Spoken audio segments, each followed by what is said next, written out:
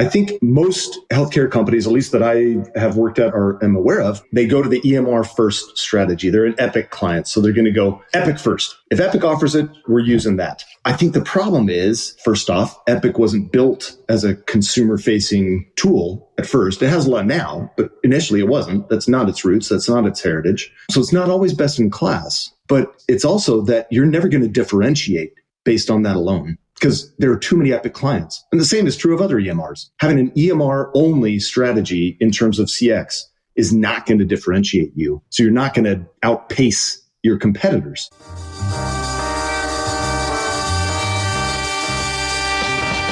New choices, new players, new models of care. You know consumer-first healthcare is everywhere. For us to build the future, to see what's new, we gotta look at the world from a different point of view. Consumer innovation ain't going away. I say it's here to stay. Today it leads the way. We gotta drop the silos. We're all the same team. Experience, business, tech, and marketing. So join us now.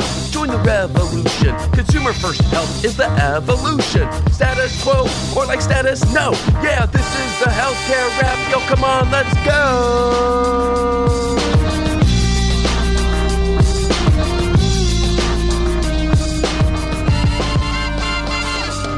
Welcome back to the leading podcast about consumer-centered healthcare. This is episode 347. I'm Jared Johnson, and here's what's going to go down today. We have the flavor of the week about the stunning price tag of having a seat at the table. You're going to want to hold on tight for this one, folks. A lot of revolutionary ideas are stuck behind paywalls, membership tiers, and walled gardens. So what are we going to do about it? I'll talk about that. Then I welcome back Craig Kartchner, Chief Marketing and Customer Engagement Officer at HonorHealth. Craig shares how more marketers are taking on consumer experience responsibilities, yet widespread progress is still slow. He shares why at some point the industry will have to have a paradigm shift, why companies that excel at consumer experience seem to flounder when they wade into healthcare, and how health systems will never differentiate on an EHR-first strategy. It's time to dive right in. Are you ready? Let's go.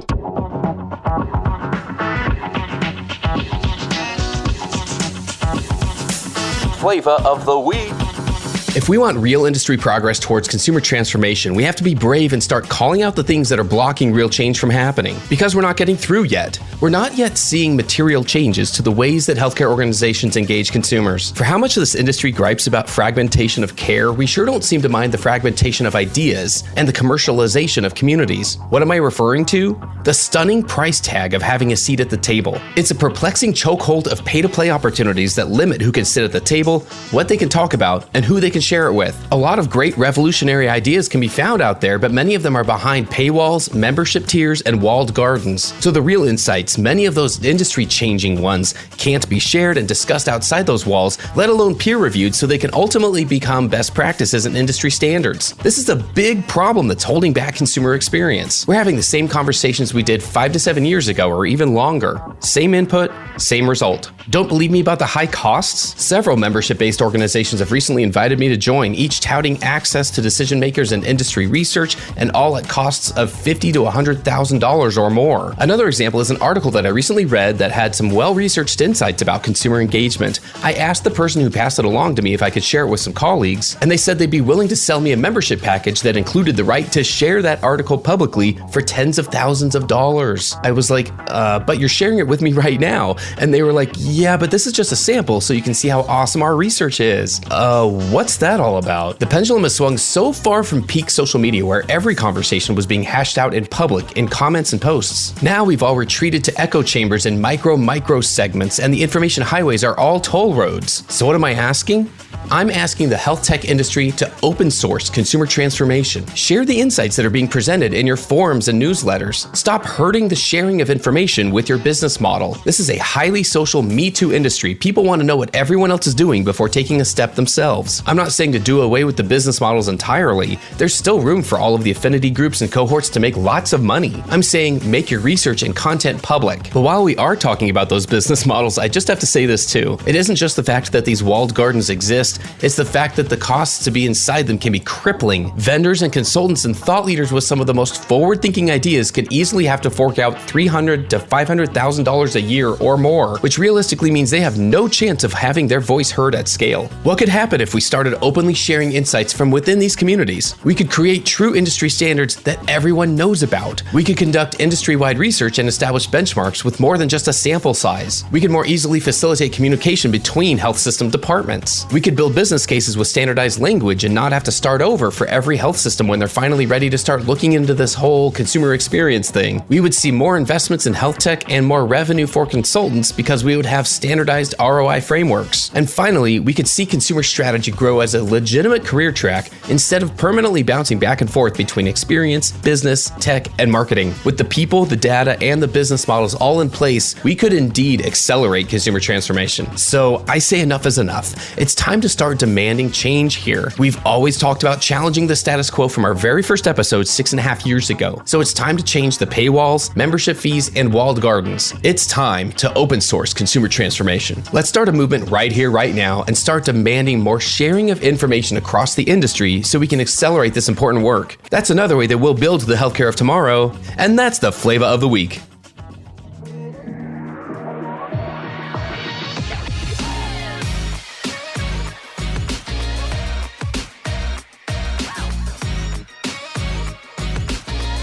The flow. All right, everyone, let's get into the flow. You know, sometimes when I have a brand new guest for the first time, they require a good amount of intro. I feel like my guest this week does not need any intro. It's Craig Kartchner. He's a Chief Marketing and Customer Engagement Officer at HonorHealth. Craig, welcome back. I think this is at least the third time. I am honored, sir. I don't know at what point, you become celebrity. When does celebrity status occur where, I need to pay you honoraria and treat you differently? When does that happen? Because you're basically a celebrity. You're big time. I will let you know when it happens, because I would say we're not there yet at all. No private jet yet with Taylor Swift? Oh, didn't say that. We don't want people to know. It has been a minute. I looked this up, and the first time we had you on was in December of 2018. That was year number 1. That was just still fresh out of the gate. And the title of that episode was, Do You Understand Consumerism Yet? I love that we've been talking about it for this long. I just have to say, that's the only reason I bring it up. We're still talking about this. Do you think people understand it better? We could get into that. And I think the marketing part of the conversation will be a good part for us to go on anyway, because we are seeing the trend of more marketers taking on more consumer experience responsibilities in various names and formats and phases. And there are some realities of making progress in that space that I'd love to hear from you. But let's give our listeners a little bit more. Maybe not everyone's been listening since 2018 and they don't know the full story about Craig. Can you give us a couple of minutes about who you are and what you do? Sure, yeah. So I was at Intermountain Healthcare right out of college and was there for 15 years. And about 7-8 years ago, I joined the HonorHealth team. So I kind of have done both at Intermountain Healthcare before and now at HonorHealth. I done a lot of marketing and advertising and digital marketing and PR and all the traditional stuff, and have gotten into customer experience a lot more recently. And so on top of the marketing and advertising, I now focus a lot on CX and patient experience. I love it. Well, maybe we can start there. Just an overview from what you're seeing of the current state versus the future state of consumer experience. I mentioned, I don't think we all even call it the same thing. And I think that's great. Let's adapt it to where we see things. But where are things now? Where might they be headed in the near future? It's a tough question, man. I think that we're seeing a lot of incremental progress. I think we saw a big jump start with COVID. Telemedicine was huge. A lot of the digital access points, digital front door was a huge focus. COVID, and we talked about this before, I think, Jared, if I remember correctly, but it pushed a lot of healthcare companies forward in terms of innovation and access and digital tools, which is great. It's a horrible thing like COVID at least had some silver lining that it helped us access healthcare quicker, better, more conveniently. But I think our progress is still very incremental. It's small steps.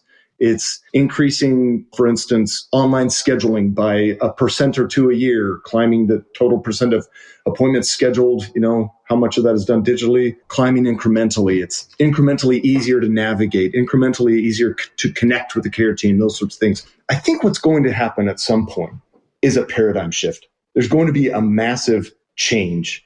And I see it happening in one of 3 ways, or I guess some combination of these. The first is some true tech innovation This isn't the stuff we've seen in the past that does make a difference, EMR agnostic online scheduling or different video visit platforms and some of those advances that they make a difference, right? But I'm talking something big that shifts the industry dramatically. A lot of people think that's AI. And frankly, I agree with them. I think that's the most likely candidate to be this big paradigm shifting tech advancement is probably artificial intelligence. And it's how we use that. Is it just for clerical, non-clinical stuff? Is it for actual diagnoses and treatment options? In what capacity are we using it? But there are a lot of ways that is going to totally disrupt the industry. The second category that we could see is someone or several people, companies, figuring out how to align incentives. That, I think, is the biggest barrier to customer experience, to patient experience. Really nailing it is finding out. We already know. It's not finding out. We already know what customers want. We know what physician customers want. We know what patient customers want. We know what payers want. We know these things. It's not a mystery. It's aligning the incentives and getting the processes in place in order to deliver on those, and not selectively. Well, we're making it easier for customers, but we're angering all our physician partners, or vice versa. Making it super easy for physicians, but man, our patients hate this. It's aligning things so we're satisfying all of them. Someone's going to figure it out.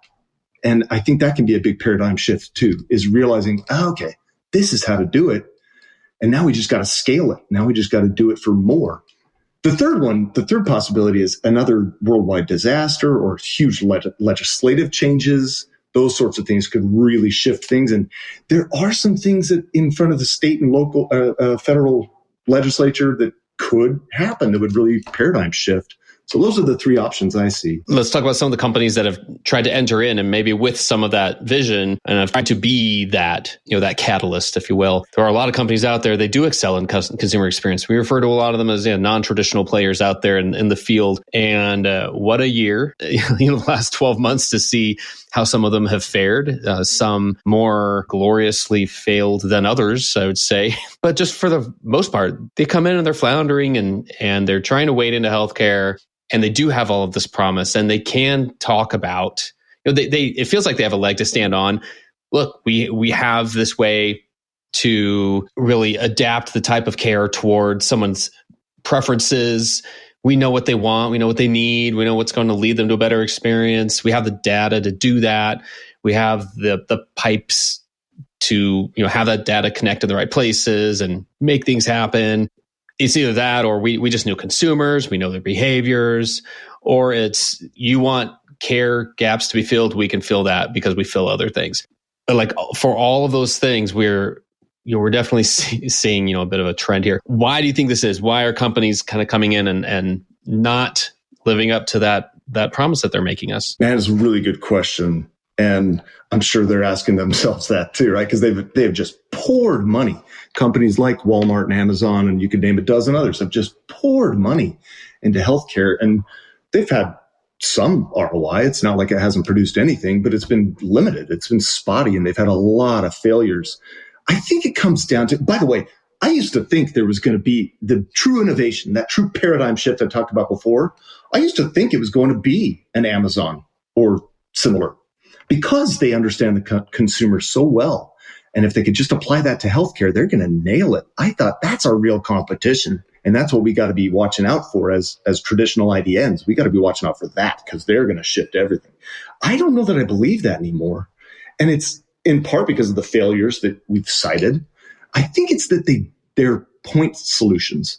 They don't accommodate the needs of every constituency, of every party. I really think that's what it comes down to. It's really hard to do it all at once. You can't. It's hard to build a system that makes it easy for physicians to do their job, that makes it convenient for them, that is the way and the manner and the time they want, while also accommodating the needs of the patient and their peculiarities and their desires and conveniences and so on, while also producing really high quality and at an affordable price for the payers. And it is so hard to do all of that all at once, not to mention you got primary care, and then all the specialties and outpatient and inpatient modalities and blah, blah, blah, blah, blah, blah, blah. There's so many factors. And the companies like Amazon, who are new entrants coming into the fold, they almost always exclusively, they focus on one or a couple of needs. They get really good at primary care. You know, you look at CVS and Walgreens and some others who've really tried to own primary care.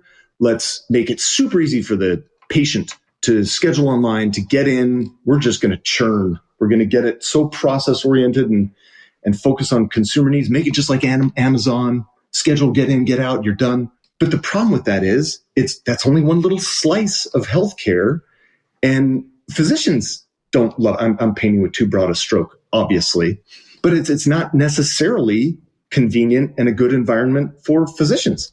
So I think it's just the point solution nature of their approach thus far that's doomed them. And maybe someone still will figure it out. It's just a tall order to account for all your constituents' desires and needs while still being operationally efficient and turning a profit, or at least a margin that you can keep the lights on, you know? Right, exactly. Let alone a margin that makes shareholders happy. Yeah, exactly. Which, right. you know, maybe part of the, you know, the reason here, again, not knowing anything about what really happened behind these closed doors and so much speculation. Yeah, I'm not sure, you know, if it really matters at the end of the day. Yeah, there are these models that we're learning the shortcomings of to some degree and still seeing.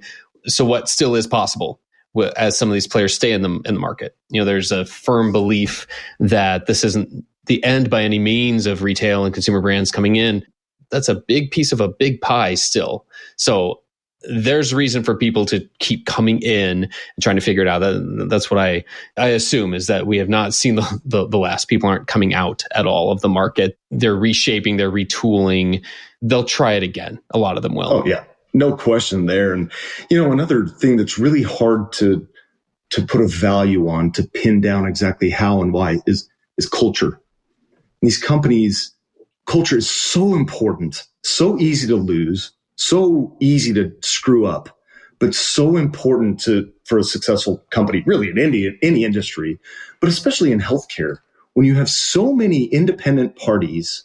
HonorHealth, like many other American healthcare companies, we have a lot of independent physicians that we contract with, and then some employed physicians as well, right? So to create a culture that is conducive to doing your very best work, that's so hard. And so Amazon, I shouldn't single out any individual entity, but some of these new entrants, they don't necessarily have the best culture for their employees. And now they're entering a new industry, and it's super intense and competitive and complex. And it is so easy to destroy any good culture you had, or to perpetuate bad cultural elements. And that's just not a good recipe for providing great quality care that makes physicians happy, that makes patients happy. It's not a good recipe. So culture it's the key. It's just hard to nail and easy to screw up. Yeah, and you're right. And the spotlight shines bright on a non-traditional player from both sides. So yeah, you're right. Everyone's ready to, you know, stand by and see, you know, that smallest hint of they're not going to make it to where they said, you know, there's some sense of failure there. And it's the right conversation to have these days of where do non-traditional players fit in with care. And you mentioned quality care. I think that's such a key here. You know, one other side of I guess traditional care is understanding what marketing function fits in. We mentioned at the beginning we're going to talk about this. There is this trend lately, maybe just more lately. It hardly started lately. It's been happening for years. You know, yourself included, where marketing leaders have customer experience or consumer experience responsibilities, and I think there's a natural link between these two things. But I'd love to hear what the realities are of making progress, and even just helping people. Maybe a starting point is the internal education of understanding what are we referring to when we talk about consumer experience and what the value is there. And maybe that's part of the reason why progress can be hard. But what's been your experience? Yeah, it's a good question. And you're right. It's not a new topic, but you still see it's kind of a long tail of companies as healthcare companies have introduced more and more customer experience strategies and functions and budget. It's where do you put it? Do you create a CX department? Do you assign it to another existing department? I think marketing makes the most sense for a few reasons. One, we are traditionally the department that is the voice of the customer. We do a lot of the market research. We are the point people a lot of the times for complaints or for praise or for ideas and other feedback. So for those reasons, it makes sense. I mentioned before, we already know to a large extent what people want, right? There are going to be differences issue by issue, obviously, but generally we know what patients want. We know what physicians want.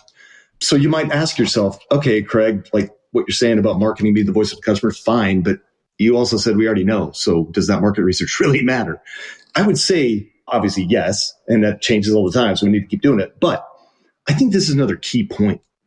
Marketing, we know that ideally, we would love to communicate to a single individual every single time. If we could communicate to all 7 million Arizonans, we would do it. If we could personalize the message and the delivery channel to get it in front of all our message in front of all 7 million people in Arizona, that would be glorious. But there's no way to do that. It's cost prohibitive. And how can we craft individual messages for 7 million people with our little staff, our little team? It's cost prohibitive. So we have figured out like it's new. It's not. Marketing's been doing this for decades. It's about segmentation. It's about understanding your audience, but segmenting according to traits and characteristics that matter to the customer, and then delivering what they need, when they need it, right time, right channel, all of that. And that's what marketing has honed for decades and decades. And so it's logical to take that same approach to customer experience. It's like, here's a good example. Advertising is cumulative. Just because we now can do, propensity modeling, so we can do hyper-targeted email marketing and hyper-targeted test marketing, that's great. But it doesn't mean we no longer do billboard advertising, even though billboard advertising has been around, hang a shingle outside your shop 1,000 years ago, right? It's cumulative. We still do the old stuff, even though we have the new stuff. And that's how it is with CX, with customer experience. You've got to offer a lot of options. Some people want to talk to a human. Some people are fine talking to an IVR or an AI. Some people want asynchronous care for this, but video visit for that, and in-person for option 3. It's really giving a lot of options to your various segments so you can align the what's in it for them and what you're offering. And I think marketing has been doing that a long time. And so we're well positioned to do it in CX too. I like that. A couple of other thoughts that I've had recently along these lines are that, to your point, marketers know consumers better than anyone. I would argue in a lot of cases, in a lot of different ways, more than a care team, because you understand them outside of the EHR. You understand who they are before, and you understand and know those who haven't become a patient yet. You're actively trying to acquire them. So you are targeting them and learning and understanding them as well. And you're understanding them in between those episodes of care. So that research, that data, and that exercise and those strategies have value when you do apply them. I think people still underestimate the digital first nature of most marketers these days. I would argue you barely have to call somebody a digital marketer anymore. Most marketing is digital to some degree. Not every part is digital first, but a lot of it is. And that has continued. And that's just been an evolution that's naturally there, which means marketers are naturally some of the ones who will try out the new tech first, because they have to reach people with it. They have to engage people with it. So there's a natural incentive there. So it makes perfect sense to me in terms of why that makes sense to be part of or tied to marketing, either formally or informally. Part of that, that makes me think about some of the individual duties involved in that. More often than not, it feels like that's involved with creating the digital side of an experience. So you're now talking about platforms and data, and you are talking about connecting them, and you're talking about service design, and you're talking about some pieces that maybe weren't part of historical marketing, but they make perfect sense to be like, this is where marketing is now. So then you get to decide, just because I still don't know if we're at this point or anywhere close to it in the industry where there are industry standards for the tools you use, what the goal or the destination is. It's kind of more ethereal still. I mean, there's those who have been working towards an end in this area for longer than others, and can probably have a better idea and can explain it and have been internalizing it and evangelizing it within their organizations. But not everyone. I still feel like we have a long way to go for that to be like, early on, I don't know, at what point was it, 10 or 15 years ago, maybe 15 years ago, maybe a little longer. But it was really clear, like, hey, somebody in marketing has to manage the website, somebody has to manage social media, somebody needs to manage our mobile experience, build an app or whatever. There were some clear-cut pieces that you were managing. And I think we're still getting there when it comes to CX. But what do you think about how do you evaluate that when it's not clear what type of experience strategy you need to take somebody on? I imagine sometimes that's a decision to standardize something. Sometimes that's a decision to customize an experience. So where does that journey take you? Yeah, that always is, I think, a decision that not just marketers, but marketers have to make. They're going to face that decision on a regular basis. Do we choose a tried and true platform that's used by many? Do we customize and create something ourselves? How do we approach that? And I think the very short answer is inevitably you're going to have to do both. There is no solution that will satisfy all your needs. There probably never will be. So don't assume there will. You're going to have to do both. You're going to have to standardize some things and buy the best existing thing in some cases, and you're going to have to create and customize in others. I think most healthcare companies, at least that I have worked at or am aware of, they go to the EHR-first strategy. They're an Epic client, so they're going to go Epic first. If Epic offers it, we're using that. I think the problem is, first off, Epic wasn't built as a consumer-facing tool at first. It has a lot now, but initially it wasn't. That's not its roots. That's not its heritage. So it's not always best in class. But it's also that you're never going to differentiate based on that alone because there are too many Epic clients. And the same is true of other EMRs. Having an EMR-only strategy in terms of CX is not going to differentiate you. So you're not going to outpace your competitors. So I think that the process I always follow that I think makes sense is, yes, if Epic is best in class, no brainer, let's use them. But if they're even second, a close second perhaps, but beyond that, you owe it to your customers to consider a custom option. And that might be a point solution. That might be a truly custom option. But considering your ultimate objective should be to enhance the customer experience, however you define that and measure that, you owe it to your customers. One other small comment on that I'd say is, and it relates to the first thing I said, that you're never going to find something that accommodates everyone's needs. It's like, take any industry, any hobby. I'm into canyoneering. I like rappelling and climbing and canyoneering. And you can find some stuff at your Dick's Sporting Goods or whatever that's good stuff, right? That's going to serve you really well. But if you really want to get into the niche that's the super specialized gear, it's not specialized. You're going to have to find a climbing shop or an online shop, right? Something that is very niche, very specialized. And it's true with healthcare too. For most primary care, it's a Pareto principle, right? So for most people in primary care, in outpatient, those sorts of things, yeah, you can probably find a standardized existing tool. But the more specialized you get, the more niche the condition, the more et cetera, et cetera, et cetera, you're going to have to find point solutions and customize and find workarounds and other ways to tackle things. One thing I wanted to ask you about was about some research I understand your team's doing either right now or has done recently about how AI can impact the consumer experience. You want to tell us about that? I'd love to hear what you're seeing so far. Yeah, and I wish I might have to come back at some point, Jared, and here I am bullying my way back for a fourth time. But is it like Saturday Night Live where, is there a club? There's a club. Absolutely. 5 times or something. There's a club. It's pretty exclusive. I can't wait.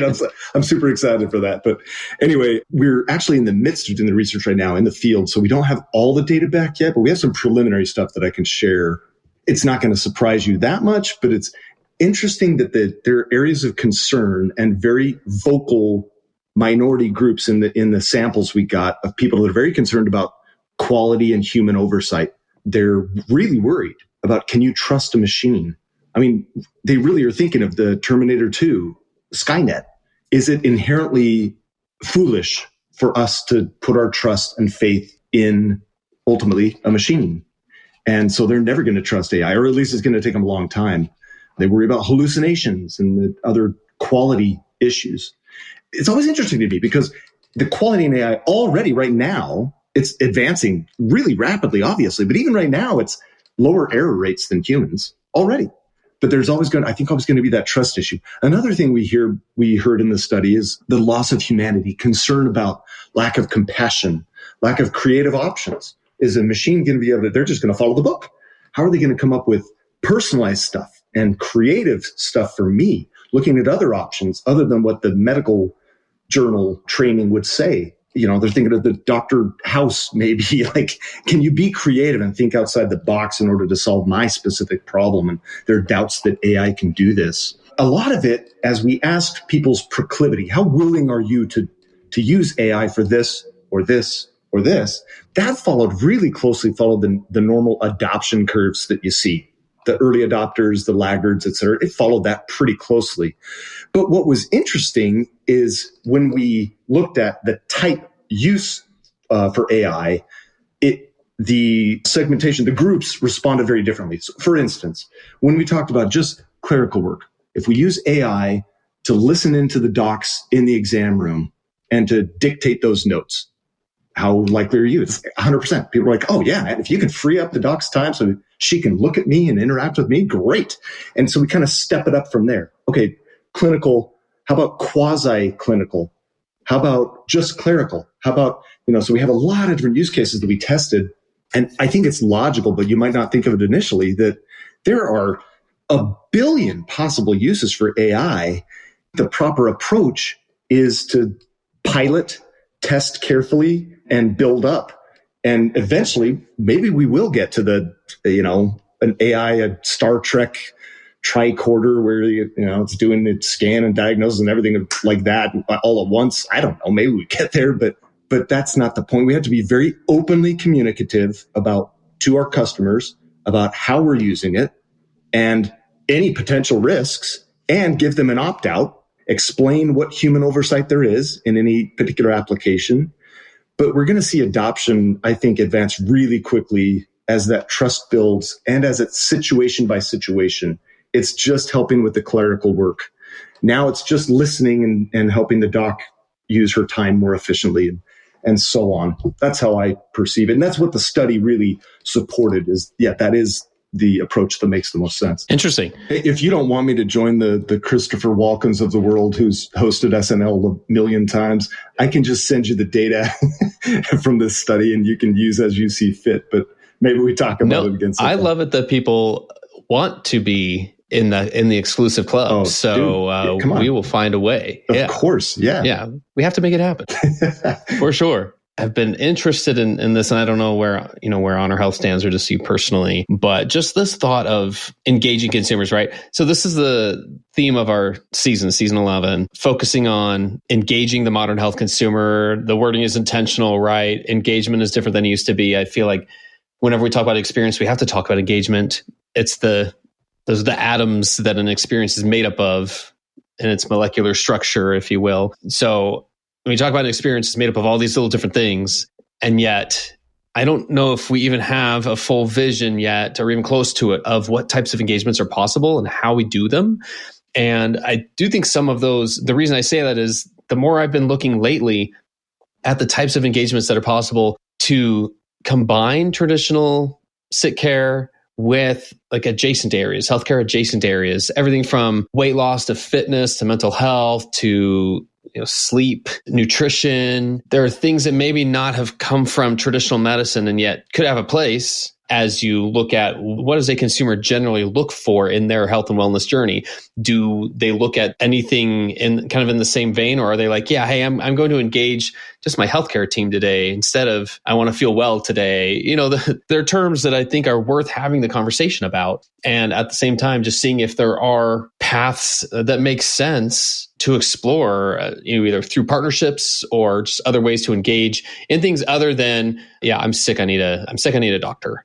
Are there partnerships out there that you're aware of, or that you've even looked into, the HonorHealth team that are exploring any of those adjacent areas? And if not, I'm just curious just where you kind of view it these days. Yeah, I'm so glad you asked that question, because I think that is another paradigm shift. I didn't mention it before in the first question, but I think that's another huge paradigm shift, is the shift from healthcare being perceived as hospitals, clinics being perceived as sick care centers versus wellness or well care centers. And I think healthcare in general is transitioning. I think it's a tragedy that we have perhaps pigeonholed ourselves into that sick care realm, but we can't be that moving forward. Hospital systems, IDNs, we cannot be that moving forward. So absolutely, we are investing heavily in those types of partnerships, in making that transition. At a very high level, broadly, we firmly believe, it sounds a little bit cheesy, really, but we are better together. Like, you can do some things as a patient, as a customer, as a person. You can do a lot to live healthier, right? And we want to educate you and help you do that. But also, the more you involve us, we can do some things as well. Our experts can do some things. And together, if we work together really collaboratively, that's going to produce the best outcome. That's where we have to get, is where they see consumers, patients, see us as a resource that augments their own abilities, that makes up for what they can't do, but also makes what they can do better, easier, faster, that are more confident in that. We have to build the relationship of trust where they believe that we have the right intent, that we want to help them, and that we're capable of doing so. That's where we're headed. A couple specific partnerships that perhaps are of interest.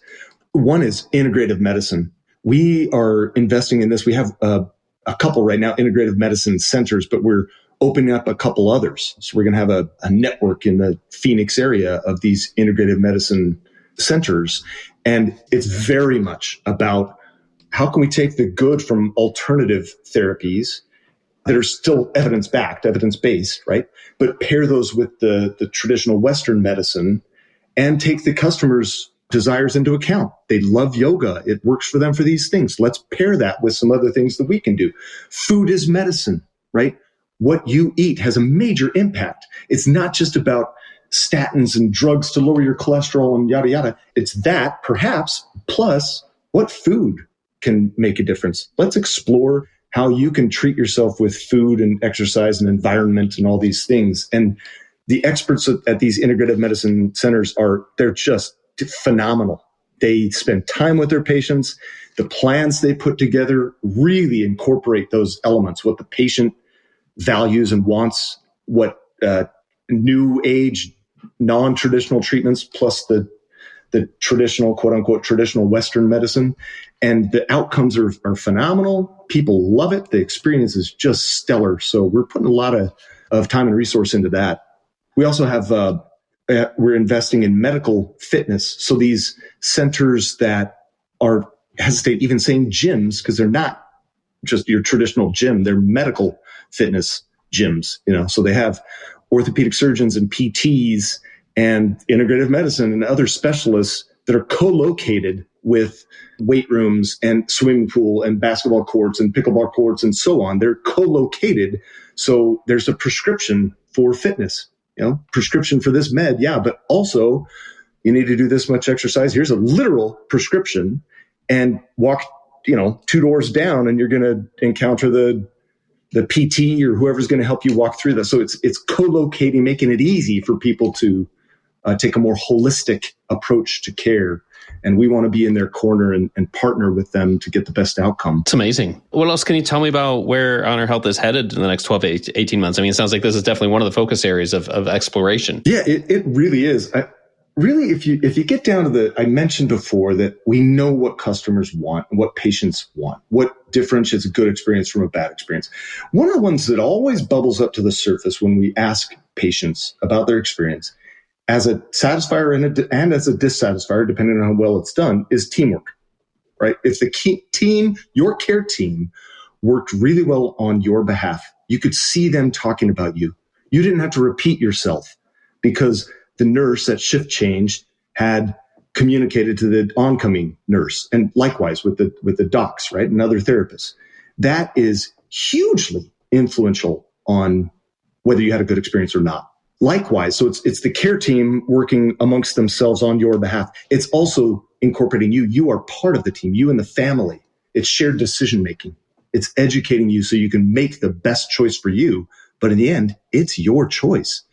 Those teamwork elements are so important.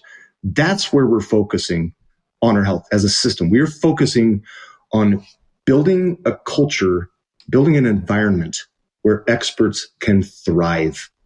And doing that engenders teamwork.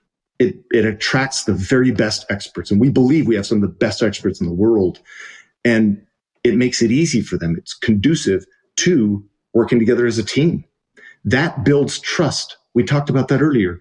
Once we build the trust, then the patient will trust us. We have their best intent in mind. We want what's best for them. We want to partner with them. And so it's like this upward cycle. We're building the culture and environment for experts to thrive. The experts are working together and with the patient. That's producing the best outcomes. So it's really almost a cultural focus versus just a tech or process focus. Now, of course, I say all that, but of course, we're still working on safety, patient safety, and on high reliability. So on a quality, generating the very best quality and so on and so forth. But every health system is doing that, and they should do that. They should. So I think the differentiating point is going to be that cultural aspect, that general high-level approach that we really believe in. And I appreciate that. And I've been taking notes as we go. And I appreciate some of the points here just about the paradigm shifts that could take place and likely will, what the results of that will be, the realities of building up the consumer experience function, why and how, and the what and the who. We've addressed it from a lot of different angles here, but that very last thought, we didn't have to go too far to say, we really should have you back on a fourth time, because it makes sense to dive into the AI data, the research once it's all done, but also even further down this part where you're just exploring these adjacent areas, because I agree. I think this is long-term what makes the most sense and really what might give us this connection between medicine, fitness, related areas, wellness, the thought of wellness care. That could be what ultimately aligns the incentives to that point of what you're saying. So that's a great thought. And we didn't even talk about behavioral health, but it's the same thing there. It's like that has to be integrated, it has to be a part of the care process, not just an afterthought or a tack on. But I'm with you, man. That's a good comment. That is the way to align the incentives, is when you're focused on those elements. Yeah, you're spot on. Well, we'll see. But in the meantime, I have one last question for you, Craig, and it's not related to any of this. But we've been asking guests lately if they could pick one guest for us to invite on a future episode of the podcast. Who would that be and why? And I will say it doesn't have to be somebody that you could broker an intro to, although, of course, I'd be grateful for that. But if you could just pick somebody here like, man, that'd be cool if you guys talk to so-and-so. Who might that be? Yeah, man, there's so many brilliant people out there that I respect a ton. One that immediately pops to mind is Sheetal Shah. He works at Wobot. Have you already interviewed him? No, but I'm just like, why haven't I? That's dude, crazy. Yeah. He's brilliant. He's one of the best people you will ever meet. I love the guy. Interesting little tidbit. We share a birthday. We share an actual exact birthday. So I always know how old he is, Okay. Because I'm the exact age. So he would be great to really explore that behavioral health specifically because he works for Wobot. He's done some amazing things, and you will not find a better guy. Just brilliant. Another one is Carrie Lycan. Have you ever interviewed her before? Yeah, but again, it's been a minute. I just have the highest esteem for her. She's so smart and just so personable and easy to talk to. And she just knows healthcare inside and out, backwards and forwards. And she'd be great to talk about some of these customer experience elements. Those are two that immediately pop to mind. And like I said, you're a celebrity. You don't need me to broker anything. You reach out, people listen, But if you want me to send an email or a LinkedIn post or whatever, I will. All right, we'll work it out. I appreciate it. And I love the thoughts there, the recommendations. It's been a blast, honestly. And we won't wait so long to have you back on again. But in the meantime, I just want to say thanks and say that that's a wrap for this episode. It's been an absolute pleasure to speak with Craig Kartchner from HonorHealth. And again, won't be the last time, but thanks so much for joining us. Always my pleasure. Thanks, Jared.